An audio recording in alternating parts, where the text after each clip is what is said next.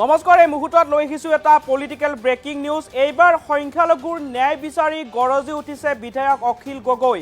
প্ৰতিটো কথাতেই মুছলমানক টাৰ্গেট কৰা মুখ্যমন্ত্ৰী হিমন্ত বিশ্ব শৰ্মাই নিৰ্বাচন আহিলেই বদৰুদ্দিন আজমল মুখ্যমন্ত্ৰী হ'ব বুলি অপপ্ৰচাৰ চলায় আৰু বদৰুদ্দিন আজমলে মুখ্যমন্ত্ৰী হ'ব বুলি ভয় খুৱাই হিন্দুসকলৰ ভোট বিভাজন কৰে বিজেপিয়ে। এনেদৰে মুখ্যমন্ত্ৰী হিমন্ত বিশ্ব শৰ্মা আৰু বিজেপি দলৰ বিৰুদ্ধে কেইবাটাও বিস্ফোৰক মন্তব্য কৰিছে বিধায়ক অখিল গগৈয়ে। মুছলমানৰ বিৰুদ্ধে অপপ্ৰচাৰ চলায় বিজেপিয়ে। বিধায়ক অখিল গগৈৰ কেইবাটাও বিস্ফোৰক মন্তব্য। বদৰুদ্দিন আজমলৰ সলনি এতিয়া মহবুবুল হক, দিলৱাৰ হুছেইনৰ নাম লয় বিজেপিয়ে।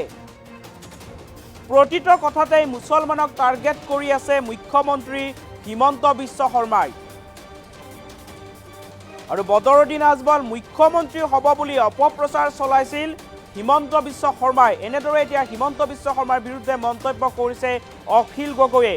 আজমল মুখ্যমন্ত্ৰী হ'ব বুলি কৈ হিন্দুৰ ভোট কৰাৰ চেষ্টা কৰে বিজেপিয়ে আৰু মিয়াই অসমীয়াৰ অস্তিত্ব নাইকিয়া কৰিব বুলি দিনে নিশাই অপপ্ৰচাৰ চলায় বিজেপি দলে। গোৱালপাৰাত সংখ্যালঘুৰ ন্যায় বিচাৰি এইবাৰ গৰজি উঠিল অখিল গগৈ। আৰু পুনৰ জনাইছে মুহূৰ্তৰ এটা গুৰুত্বপূৰ্ণ খবৰ। এইবাৰ সংখ্যালঘু ৰাইজৰ ন্যায় বিচাৰি গৰজি উঠিল বিধায়ক অখিল গগৈ। পূৰ্বতে বদৰুদ্দিন আজমলৰ নাম লৈ অপপ্ৰচাৰ চলোৱা হিমন্ত বিশ্ব শৰ্মাই এতিয়া মহবুবুল হক আৰু দিলৱাৰ হুছেইনৰ নাম লয় বুলি মন্তব্য কৰিছে। প্ৰতিটো কথাতেই মুছলমানক টাৰ্গেট কৰি আছে মুখ্যমন্ত্ৰী হিমন্ত বিশ্ব শৰ্মাই। বদৰুদ্দিন আজমল মুখ্যমন্ত্ৰী হ'ব বুলি নিৰ্বাচন আহিলে অপপ্ৰচাৰ চলাইছিল হিমন্ত বিশ্ব শৰ্মাই আৰু এতিয়া আজমল মুখ্যমন্ত্ৰী হ'ব বুলি কৈ হিন্দুসকলৰ ভোট কৰাৰ চেষ্টা চলাইছিল বিজেপিয়ে। লগতে মিয়াসকলে অসমীয়াৰ অস্তিত্ব নাইকিয়া কৰিব বুলি বিজেপিয়ে দিনে নিশাই অপপ্ৰচাৰ চলায়। এনেদৰেই বিজেপি দল আৰু মুখ্যমন্ত্ৰী হিমন্ত বিশ্ব শৰ্মাৰ বিৰুদ্ধে কেইবাটাও মন্তব্য কৰিছে বিধায়ক অখিল গগৈয়ে। অখিল গগৈয়ে কি মন্তব্য আগবঢ়াইছিল, মন্তব্য আগবঢ়াব লৈছোঁ।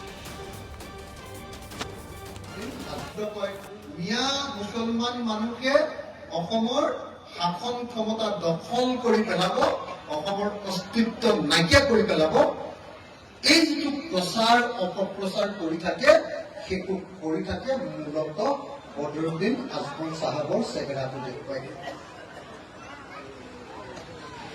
এইটো মই সমগ্ৰ মুছলমান সমাজৰ ৰাইজক অভিনন্দন জনাওঁ যে এইবাৰ আপোনালোকে ধুবুৰীৰ পৰা বদৰুদ্দিন আজমল চাহেবক যেতিয়া আঁতৰাই পঠিয়ালে হিমন্ত বিশ্ব শৰ্মাই এতিয়া বদৰুদ্দিন আজমল চাহেব আৰু AIDFক বেছি দেখুৱাই থাকিব পৰা নাই। হয়নে নহয় আপোনালোকে চাওকচোন, হয় নে নহয়? সেইকাৰণে তেওঁ নতুন নতুন বুদ্ধি উলিয়াবলগীয়া হৈছে। এইবাৰ মহবুবুল হকক দেখিছেনে? মহবুবুল হকক তেওঁ আকৌ এই ইউনিভাৰ্চিটি এখন কৰিছে। ক'ত কৰিছে? মেঘালয় USTM নামৰ ইউনিভাৰ্চিটি এখন কৰিছে। সেইখনক এবাৰ দেখুৱাবলগীয়া হৈছে যে মহবুবুল হকৰ USTM ইউনিভাৰ্চিটিৰ কাৰণে গুৱাহাটীত বানপানী হৈছে। মাথা গৈছে হয়নে নহয় কওক? তাৰপিছত এইবাৰ আকৌ দেখুৱাবলৈ কৈছে যে নহয়, ক্ৰছ কাৰেণ্ট নামৰ যিটো চেনেল আছে, ক্ৰছ কাৰেণ্ট চেনেলটোৰ যিজন সাংবাদিক দিলৱাৰ হুছেইন মজুমদাৰৰ নিচিনা সাংবাদিক বিলাকে বোলে মানে হুছেইনটো মাজত আছে যে সেইটোৰ কাৰণে তেওঁলোকে বোলে গোটেই অসমখনত গণ্ডগোল লগাই আছে।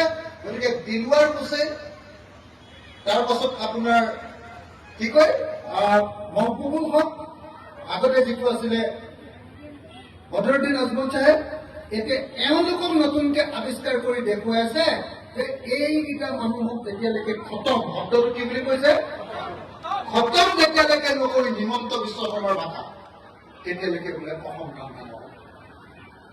তাৰমানে কাক টাৰ্গেট কৰি আছে? টাৰ্গেট কৰি আছে আপোনালোক, হয়নে?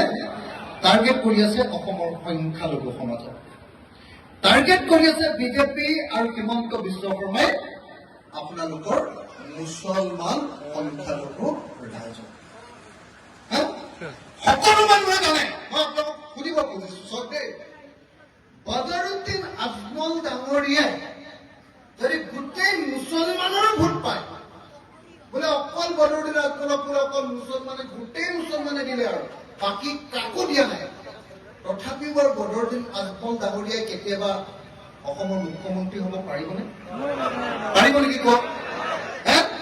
সিমানকেইখন চিটেই নাই অসমত যে মুছলমান গোটেই মুছলমান মানুহবিলাকে ভোট দি দিলেও অসমত চৰকাৰ গঠন কৰিব পৰাকে AIDFৰ কেতিয়াও শক্তি জীৱনত নহব। কিন্তু তাৰ পাছতো কেৱল দেখুৱাই থাকে যে বদৰুদ্দিন আহি আছে, বদৰুদ্দিন আহি আছে।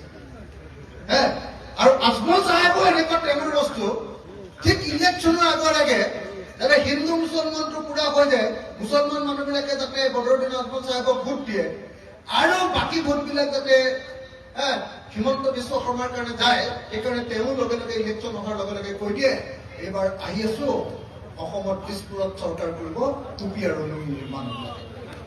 কয় মিয়া মুছলমান মানুহে অসমৰ শাসন ক্ষমতা দখল কৰি পেলাব।